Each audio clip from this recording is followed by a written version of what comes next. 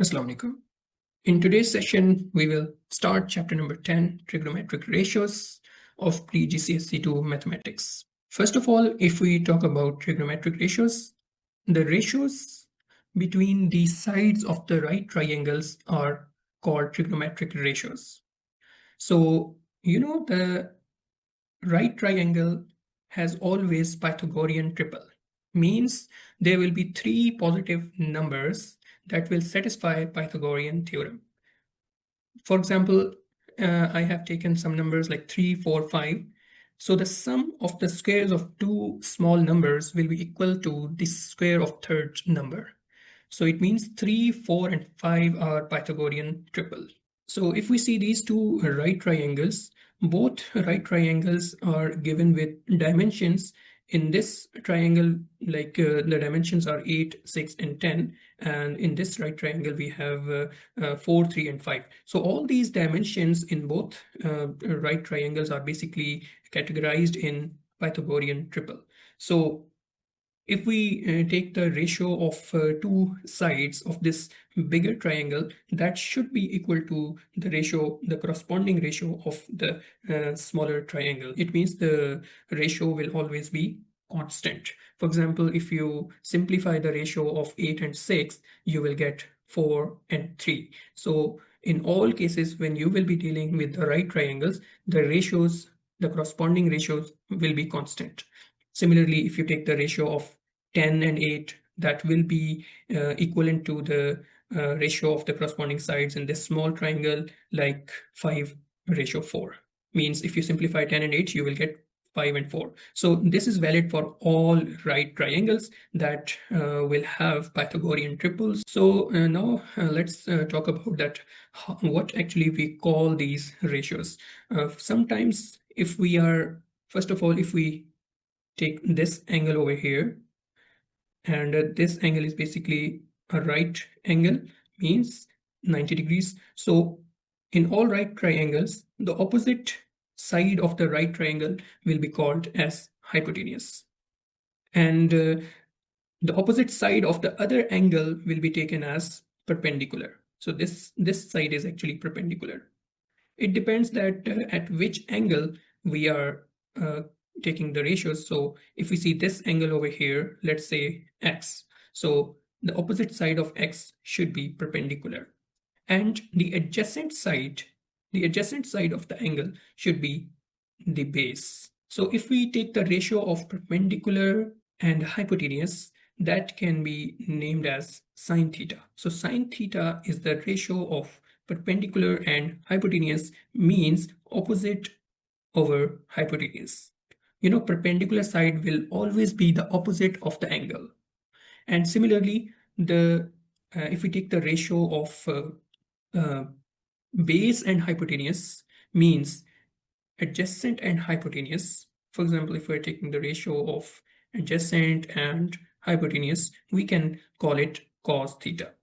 Similarly, if we take the ratio of perpendicular and base, means opposite and adjacent, perpendicular and base, or opposite and adjacent, we can categorize it, we can name it as, we can call it equals to tan theta.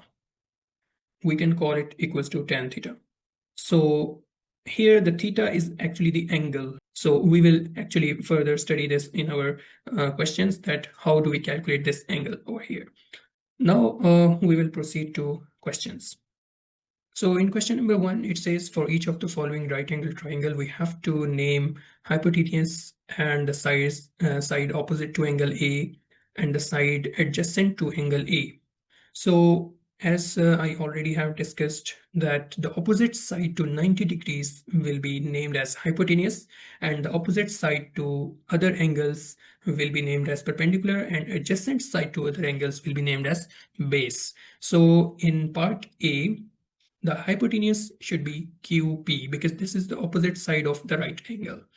And the side opposite to angle A will be definitely RP, because this is the opposite side, and we can also call it perpendicular side. And the side which is adjacent to angle A should be QR, because this is the adjacent, and we can also call it base. So you can easily do part B. I'm leaving it for you. Let's do the next part, next question. In next question, we have to calculate the trigonometric ratios. Like first of all, they want us to calculate sine of A.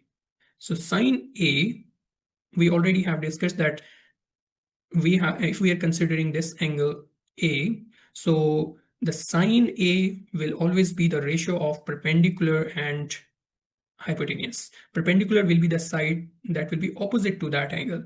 So opposite over hypotenuse is the ratio that can be named as sine of A. So let's see the ratio.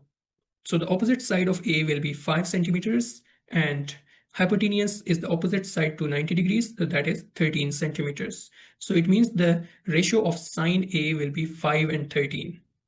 Similarly, we can figure out the ratio of cos A.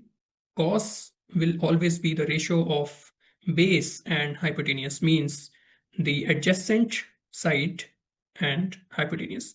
So adjacent is the side which is actually adjacent to angle A. So 12 is adjacent to angle A and 13 is the hypotenuse. So 12 over 13 is the ratio of cos A.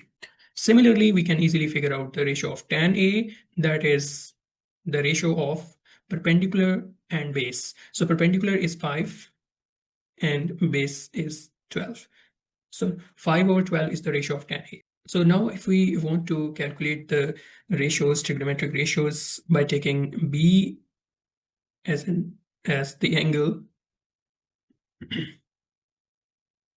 now let's figure out the ratios by considering angle at B. So sine B will be definitely the ratio of opposite over hypotenuse. So opposite of angle B is 12.